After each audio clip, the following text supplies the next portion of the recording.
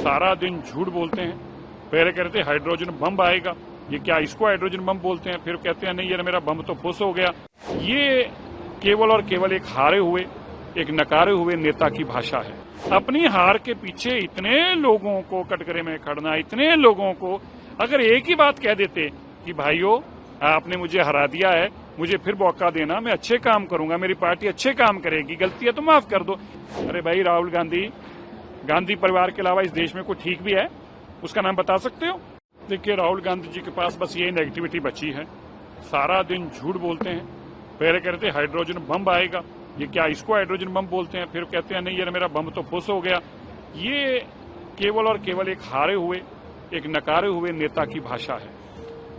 जब वो देश के प्रधानमंत्री के प्रति अपशब्द बोलने, माता जी के प्रति इलेक्शन कमीशन को बुरा बोलना, और अब इलेक्शन कमीशन को ये कह दिया कि कॉन्स्टिट्यूशनली अथॉरिटी जो है उसको चैलेंज कर रहे हैं।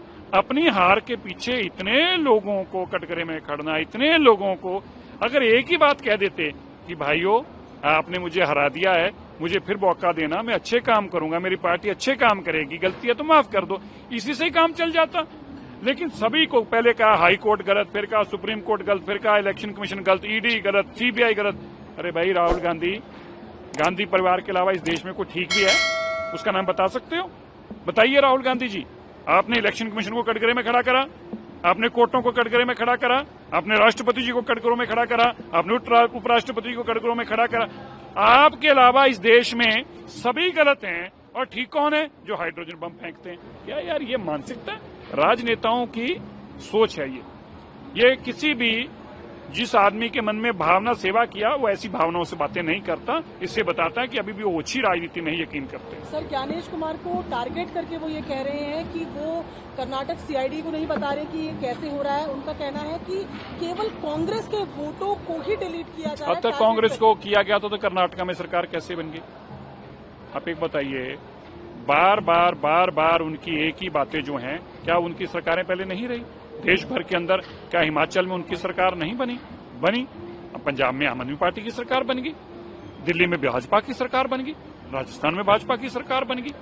कर्नाटका के अंदर जो वोटें अगर आपकी डिलीट कर दी, अगर इलेक्शन कमीशन ने आपके साथ जाती की और कांग्रेस के बूथों की वोटें हटा दी थी, तो फिर किसकी वोटों से आप चीफ मिनिस्टर बने हैं? किसकी वोटों से वहां पे सरकार बनी? इसका मतलब वहां की सरकार अनकॉन्स्टिट्यूशनल है, इसका मतलब सरकार गलत बनी हुई है। ये सारा का सारा केवल अरविंद केजरीवाल जी हो, राहुल गांधी जी हो, ये विरोधी जो मिलकर जब हार जाते हैं तो अपनी हार को मानने की बजाय कभी इलेक्शन कमीशन के सिर पर फोड़ते हैं और कभी ईवीएम के सिर पर। अभी एक बात नहीं, प्रूफ तो है उनके पास, ईवीएम का भी प्रूफ था।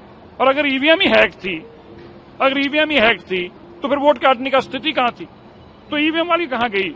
जो उनके पास ईवीएम के प्रूफ होते थे कहां गए? क्योंकि ईवीएम से आजकल बोलना बंद कर दिया। पहले तो कहते थे ईवीएम हैक कर लेते हैं। ये झूठे हैं, बेईमान हैं, हारे हुए हैं। एसआईआर दिल्ली के अंदर, एसआईआर का मैं वेलकम करता हूं। दिल्ली के अंदर हम बार बार कह रहे थे, आप मेरे ट्वीट चेक कीजिएगा कि इन्होंने घुसपैठियों की वोटें बनवाई हैं। ये एसआईआर होना दिल्ली में बहुत जरूरी था। अब देखना हजारों की तादाद में जो घुसपैठी है, जिनके ऊपर आम आदमी पार्टी का विश्वास था, दिल्ली के लोग वोट नहीं डालेंगे क्योंकि बेईमान थे, लुटेरे थे। लेकिन घुसपैठियों को 10-10 हजार रुपया महीना देकर उनकी वोटें बनवाई, उनकी वोटों के सिर पर सरकार बनाना चाहते थे। अब एसआईआर में ये सारे तथ्य सामने आ जाएंगे।